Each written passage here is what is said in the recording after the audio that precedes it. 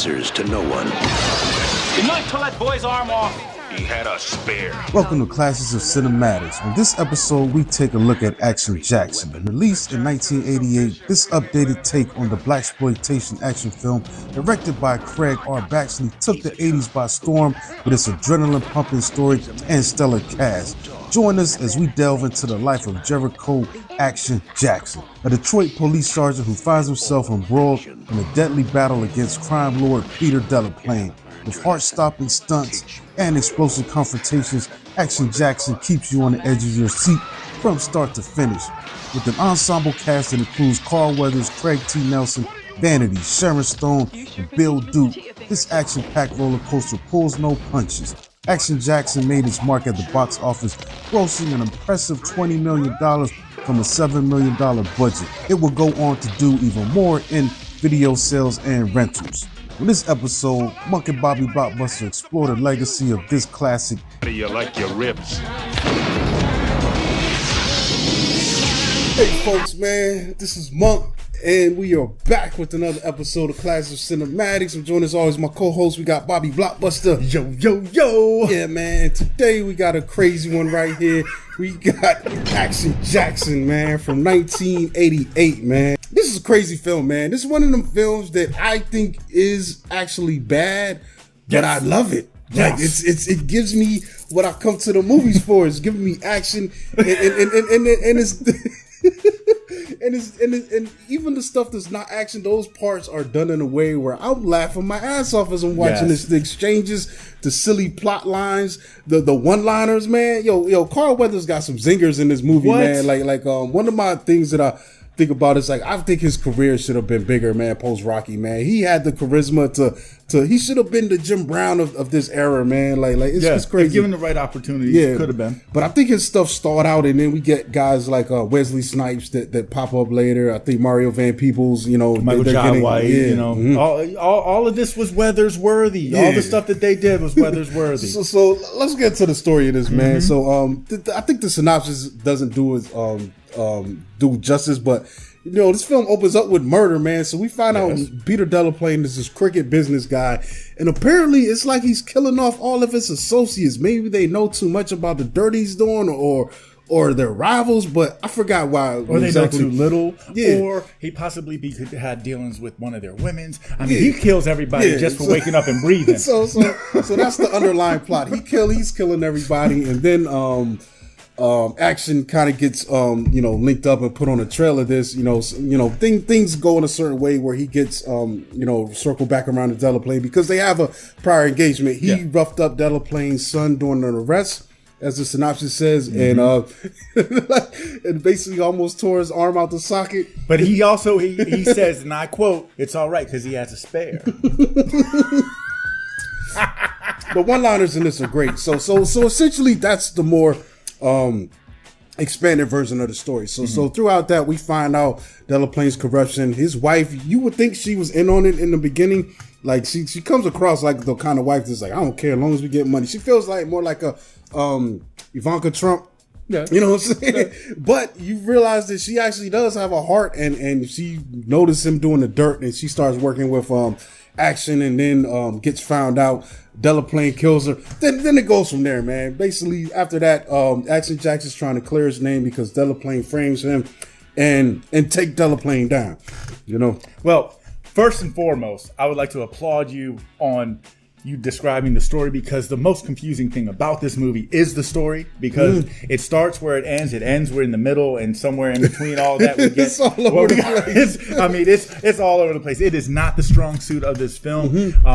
This is like cheese powdered popcorn. You know what I'm saying? You watch this for the entertainment, and the entertainment becomes from this cast of characters and all of the action that we get. And when it comes to these characters, like you said, we were talking about this earlier, it's full of 80s A-listers, you know what I'm saying? Oh, for starters, we get Carl Weathers, right? And before he was Apollo Creed and before he was Jericho Action Jackson, he was a linebacker for the Oakland Raiders in 71, and he was coached by the ultimate coach, John Madden. So you can't tell me shit bad about Did he get a ring? Carl Weathers. No, he did not. But also, and he only played 8 games. It's funny too because before Apollo Creed, the only other movie I saw him in, I'm not sure if that is his first movie, but just from my own personal film bank, Bucktown. Bucktown.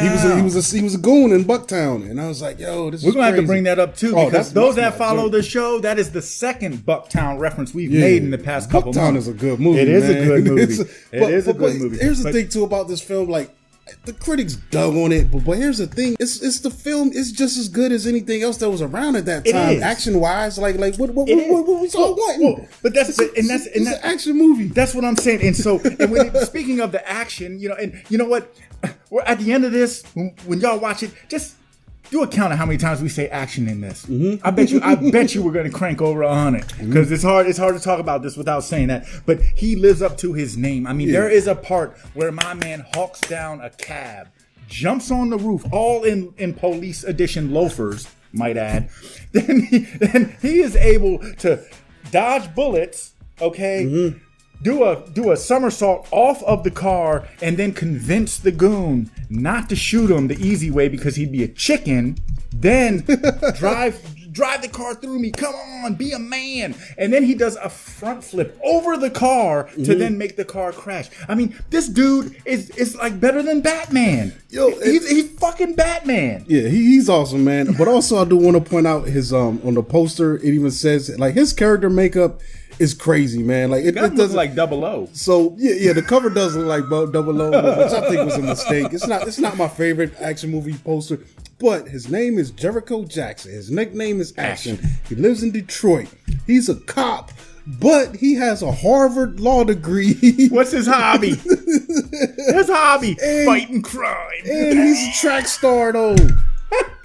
His hobby is fighting crime, and he was a track star. So, and he's strong as hell. It doesn't even make sense. Like, if you got a Harvard law degree, why are you a police lieutenant? The best part, it says weapon. You're looking at him. Oh, jeez, Louie. Oh my God. It was wild, man. This cover does not sell the movie properly. It looks like a James Bond clone. He looks like versus what was really going on. He's looking a little James Bondage. Yes, indeed. Yeah, but those characters, they just complement the story. The story isn't even really what the point of this is, man. It's just a reason for you to make a movie. Yeah, just a reason to act a fool, man. And that's the thing. So, we can just talk about action all we want, but it's so much deeper than that because we also get a nice core group of villains, okay? Craig T, aka Nelson, the coach.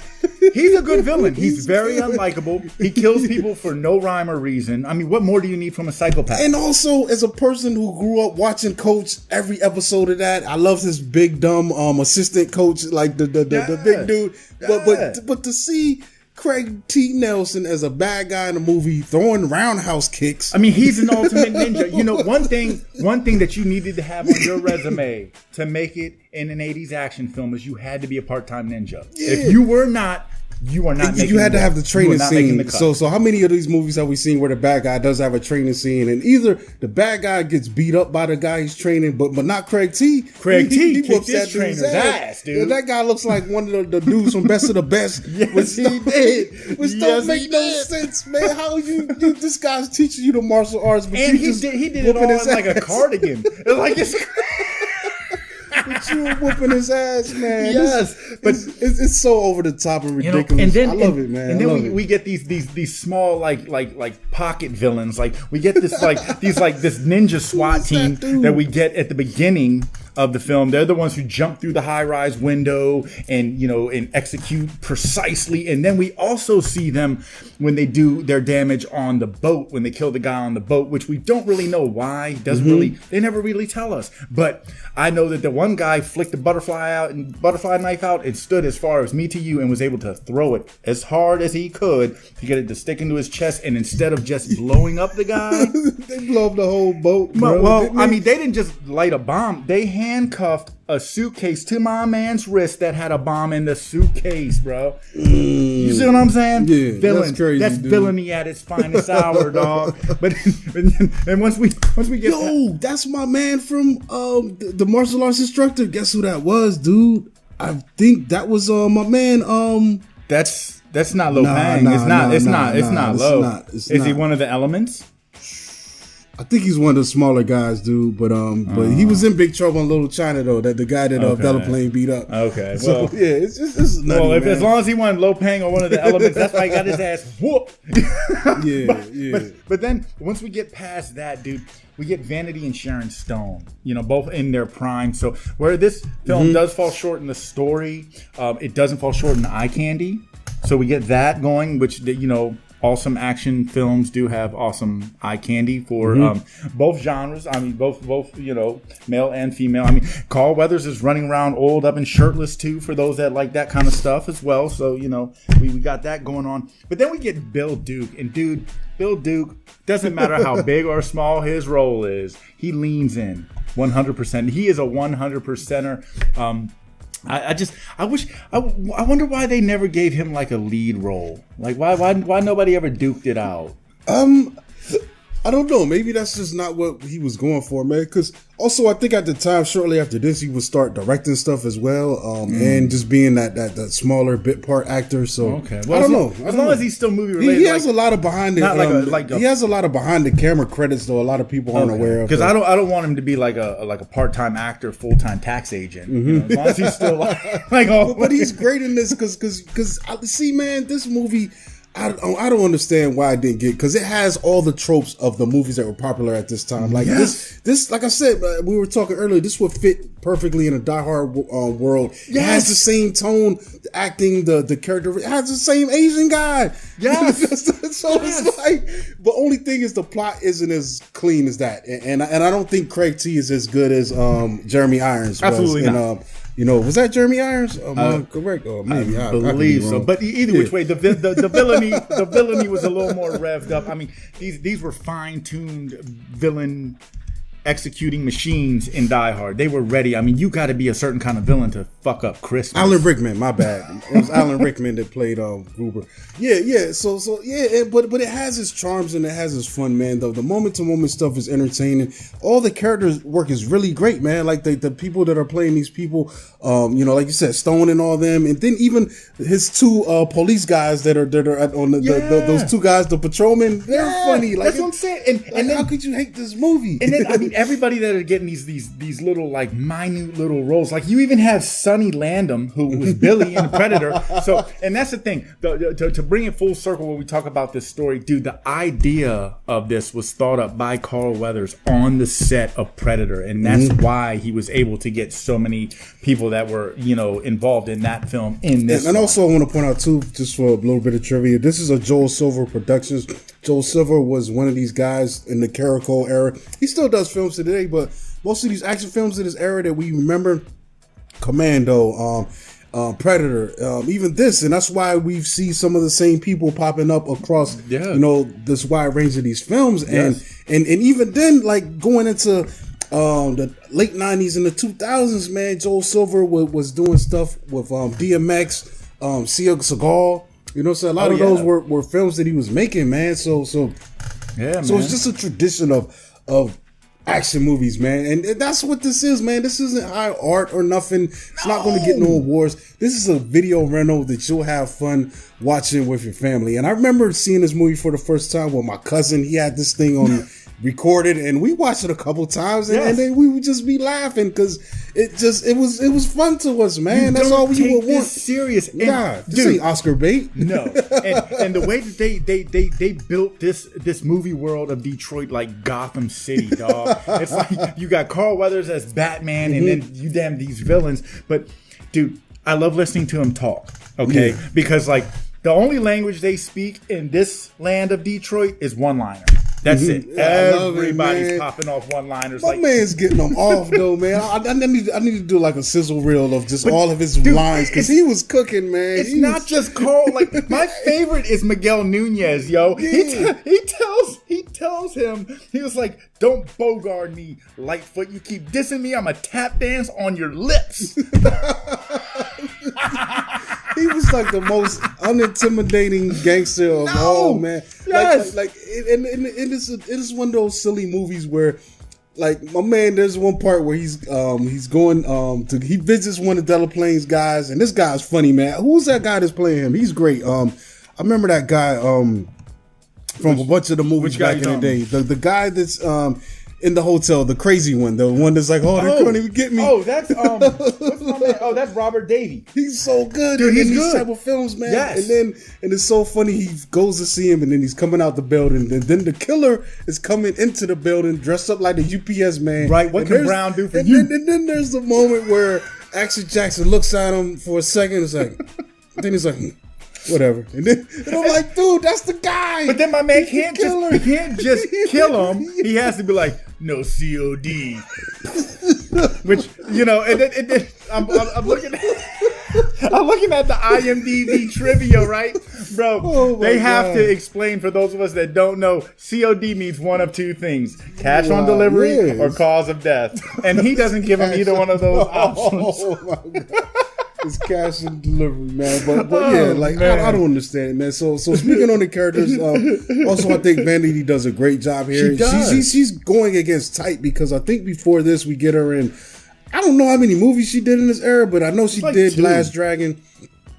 And she definitely did this, and this was the total opposite of The Last Dragon. She's supposed to be this singer that's strung out on drugs, that's also a mistress to this, you know, criminal crime boss. Oh, while still looking for love. Yeah, and it's crazy to me, but her attitude, she actually does a really good job playing this role, man. It's crazy, man. And, you know, another tribute to the 80s, because, you know, all the dancing that she does, you know, all that dancing was choreographed by Paula Abdul. What? Yeah, man. Yeah, man. That's interesting, because it's wild, because the degrees of connection, because I think Prince had discovered Vanity. He did, and this was in response to, because I think Apollonia, there was Apollonia 6, and Apollonia left Prince shortly after Purple Rain came out. So then he wanted to keep it going, or maybe it's Prince being petty. So then he finds Vanity, and he turns it. It was before. Oh, Vanity. Vanity came first. Vanity was first. My bad. Vanity, actually, Purple Rain is about Vanity. Vanity was supposed to be in Purple Rain, and then was replaced by Apollonia because she wanted more money. So everything I just said, just think the opposite.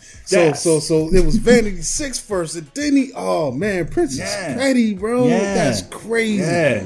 And then she started her solo career and everything, and yeah, man. Prince know how to find him though, bro. He does. Like, there's a lot of people that came up off of him discovering them. You think of like Carmen Electra, and they just names that you know he's helped just by being in proximity or being in relationships with them. This episode is brought to you by Classics of Cinematics merchandise. Now, it's well known, I love to crack open a big green can of alcohol-infused awesome. The only thing that makes this beverage taste better is when I drink it out of this Classics of Cinematics mug. Damn, that's tasty. Don't be afraid to be cool. Get yours today by clicking the link below. Yeah, but like I said, man, this is one of them ones. It's not overly complicated, man. If anything, I'm not really giving a lot to analyzing this film. It's just more of what I like about it and the goofiness. Yes. And that's the kind of mind frame you got to look at this as, man. It's not Oscar bait. There have been films that do action better. There have been more sensible plot lines, but this is fun, man. But those are more cohesive movies. Mm-hmm. This is not that. This is a chop block, okay? Yeah. But one thing, this is popcorn. One thing that this film did do well outside of casting, dog, was the camera work, because the action sequences look great. The fight choreography is good. Whether it's Craig T beating up his instructor, or you know any other there's things that remind me of other films too, because there's that moment where Dellaplane has Action Jackson chained up. Yeah. Put him in the chains. For what reason? But then that reminds me of like the Tango and Cash scene. Exactly. But then Dellaplane leaves, and Lace's goons are like, yeah, finish them off. That's why I said it's Gotham City, dog, because before he left, he told him exactly what he was going to do. He's like, yeah, we're going to have my man dress up like you, assassinate the guy, and it's going to be all your fault, and you're going to be chained up here. Now I told you the whole plot. They and all always my do, plans. man. The bad guys always Don't tell get you away. what they're going to do, which I don't Why? think they should. But that's what they do. That's how we know what they're why going to do. These bad guys aren't good at being bad, man. But then that's like one of my favorite parts. He fights these guys and breaks loose. Then he's like, "How you like your ribs?" no. He said, "Barbecue, huh? How do you like your ribs? He said, "Barbecue, huh? How do you like your ribs?" And then, yo, the one-liners on this thing are top notch, man. But dude, I mean, and that's the thing. Like you get all the explosions. The explosions look good. They look crisp. The car scenes, all the car crashes, they're crisp. The gunfights, they're good. I mean, so the camera work, the camera angles, that's where all the money went. I don't think it went into. This is my favorite part though. When they had the final showdown with Dellaplane action, they got to fight, of course.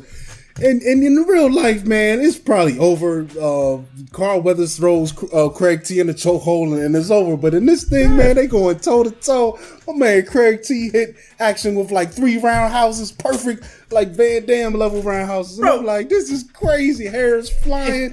It's like, if this is real life, dog, Action's gonna use his police edition Beretta and shoot him because he's a villain. And but Action ain't supposed to be a cop right now. He's suspended, so he can't do that. But the guy gave his ex-partner gave him a gun before he went into the building. He was like, "Here, Action, go save Vanity." But then there's so many other goofy things that happen. One of my favorite things is the hotel owner of Kid Sable. And I love this guy. He's like an older retired boxer that never really got his shot, but he's running this shitty hotel. And then that final scene, because they just talking him up. He's like, "Oh man, you had the meanest pop combo." He's like, "Yeah, it was the footwork that got him." And then this at the end, when they're at the party, and the dude's trying to jump in and help Craig T fight Action, and then my man comes up, he's like, "Hey," he taps him on the shoulder and he hits him with the little the little dance, shuffle real quick. I was like, yo, dog, me and my cousins sat there and rewinded that just to learn that it is simple though. It's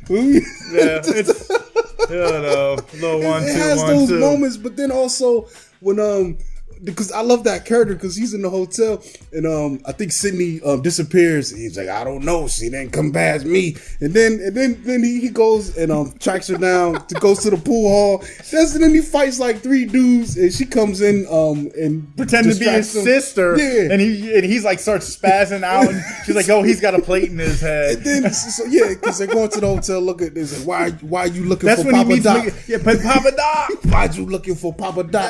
And then Papa Doc, he's like, "This is Papa Doc," and it's a jar, like a jar with with balls lizard, in it, with testicles in it. So then he goes there. Papa Doc's been dead. They got his balls in the jar, and then he gets back to the room. He's like, "Man, why didn't you tell me?" No, he said, why you ain't asked? I could have been told you that shit. Yeah, why you didn't say you was looking for Papa Doc? And then he's like, "Papa Doc's dead. They got his balls in the jar at the pool house." I'm just like, man, this movie's stupid, cheesy. but it's fun, man. If you're able to let yourself go and just sit in a moment, because here's the thing, man. A lot of this stuff that we like this is controversial. Bob probably going to beg to differ. I know a lot of people, but I don't think Bloodsport is as good as y'all remember it being. What? Nope. What? But Bloodsport has stuff it that people will be like, yes, because I think Bloodsport is along the same lines as this. The plot is ridiculous. But Bloodsport's a true story. Frank Dukes is a real guy. He's not that. Frank Dukes, you're the man. Frank Dukes Frank Dukes lied about a lot of his accomplishments, though. Everyone lies. I remember that thing that came out. Oh, he could kick 150 miles an hour or something. I don't know if he could. I don't know if he could bust a brick at the bottom. But hey, man, he beat up Chun-Li. It's not a good movie, but there's things. He beat up Chun-Li and he saved the world. It's not a good movie, but there's things in it that make it good that you can sit there and enjoy. And I think that's the same thing with drawing a line Jackson. In the sand with this one, bro. I think it's the same thing with Action Jackson, man. Trust me, man. If you put them side by side, this is my theory. This is controversial. Kickboxer is better than Bloodsport. It is. I got a 1A, 1B. It's a better movie. Tong Po was a better villain. It's a better. Tong Po was a better villain. It's a much better movie. Think about that. The role in Bloodsport. Come on, get out of here. When he's like, come on, he had to fight him blind, bro. Oh, come on. Oh man, see, this is going to turn this show from a 30-minute show to about another hour, dog. No, we'll talk about that when we get to the Bloodsport episode. Oh, it's coming soon. It's got to be done. Oh man. I got some controversial remarks. Oh jeez, my face probably turning red on that one. I wasn't ready for that, bro. You just hit me with an uppercut, an action uppercut on the low. One thing I do want to point out, though, what I did like, even though the soundtrack, you know, I always gush about the soundtrack. This soundtrack wasn't on score. It was kind of like... The score was goofy, though. It was goofy. The songs that they played were good. The actual but the songs, score... The score was not that... Like, man. Like, think about That's it. something you hear at preschool or something. Like... When Kid Said was doing the shuffle, and it's like... I'm like, come on, man. But you know, the one song that stood out to me the most, I mean, I know we had, the Pointer Sisters, He Turned Me Out. That was good, but it's also a weird song to play. It's a very weird song. You know what I'm saying? It is. It's kind of weird. But and the funny thing is in the video, they actually have Weathers and Vanity in the video, and Vanity smoking Weathers in pool. So even though he bring that action, apparently he's not good at pool.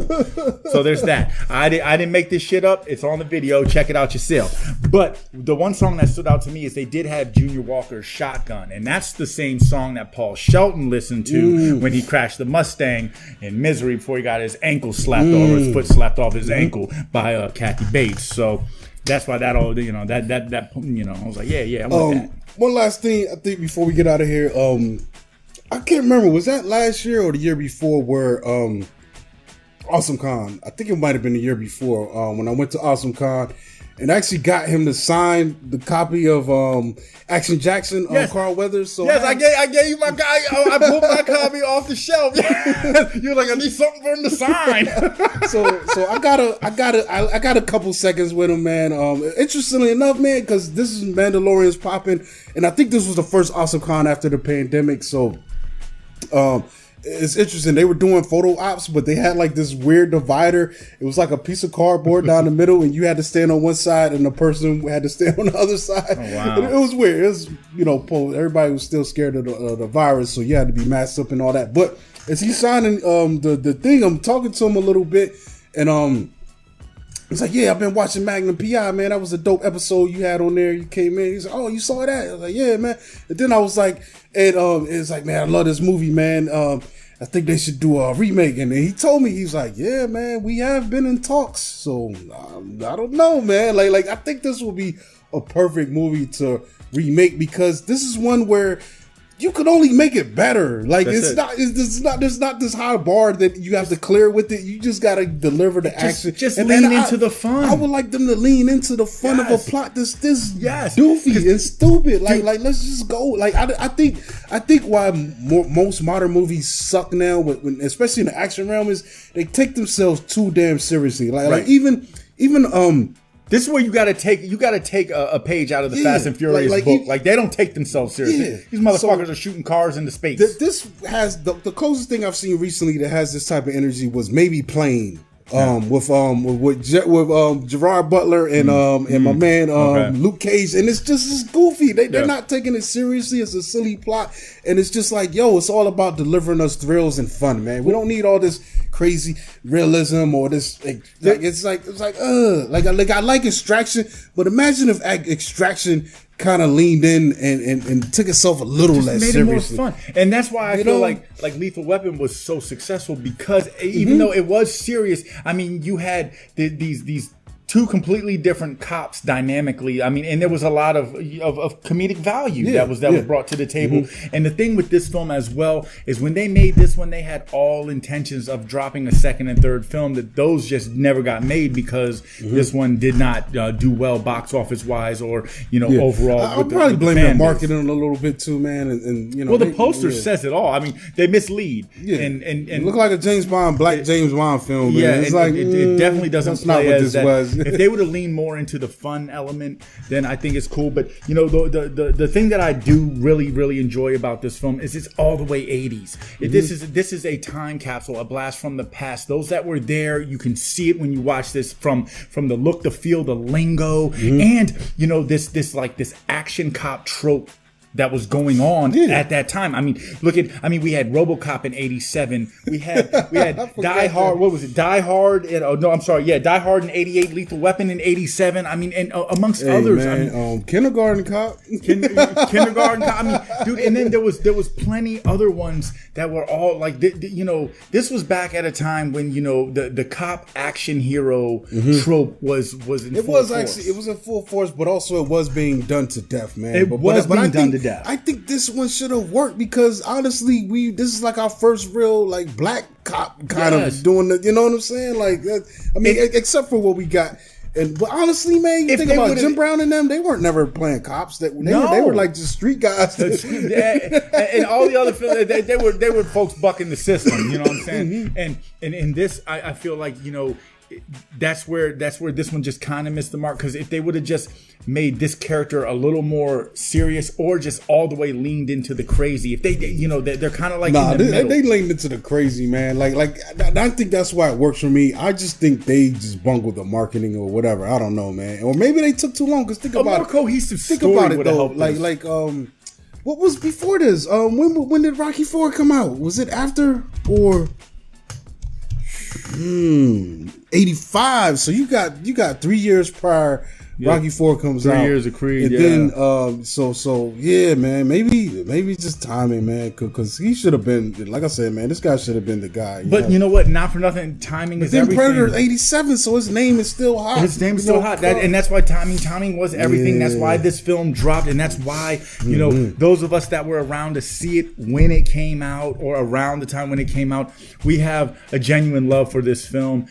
Anyone who's probably born after, I'd say like 93, 94, you might have a different view, and that's okay. I mean, I like it, man. Like I like it too. It's beautiful trash, man. It is. That's what I call it. It's beautiful trash. Yeah. Like that's a genre that I'm fully equipped with. I have a ton of movies in my collection that are generally, if you look at the critic score, trash, but I love them. Yes. You know what I'm saying? So exactly. That's what it all boils and this down one to. definitely falls into that bracket. And for me, it's like you said, it's fun. It's you find your laughable moments. I mean, it tries to cover all its bases. You get a little bit of romance, a little bit of comedy, a lot of action, and I mean some good villainy. And you know, like even there, him and Kid Sable just had a handshake, and I do not understand that. Actually, Jackson throws a punch, and then Sable catches it like that's their greeting. It's like, well, shit. Look at it. Look at the handshake he had with Arnold in Predator. I mean, shit. These motherfuckers start mid-air arm wrestling. I mean, maybe that makes sense considering Kid Sable's boxing background. Maybe that was the mitt, and you just and then The thing is, you shake hands different when you got big ass muscles, I guess. All right, well, I think that's it, folks, man. We're going to get out of here, man. We've been cutting up long enough, man. But yeah, check out Axel Jackson, man. Look at it with some different eyes, man. And if you haven't seen it in a while, or if you've seen it before, man, you know, watch it again. Yeah, watch it again. You know, but also I think it's still worth it just to see, man. It's just one of them things, man. It's just 80s ridiculousness at its finest, man. Can't say it no better myself, man. Yeah, but that's it, folks. You catch us at Classics of Cinematics on Instagram. Subscribe to the channel. Catch me at Monkey Blood on Twitter and Instagram. And it's Bobby Blockbuster. You can catch me at Bobby Blockbuster 118 on the gram. Yeah, and also click the links below on this video so you can get some merch and help support us, you know, and all of that. So we can keep coming back with more back to back. Whoopity whoop. Whoopity whoop. Whatever. All right, folks, man.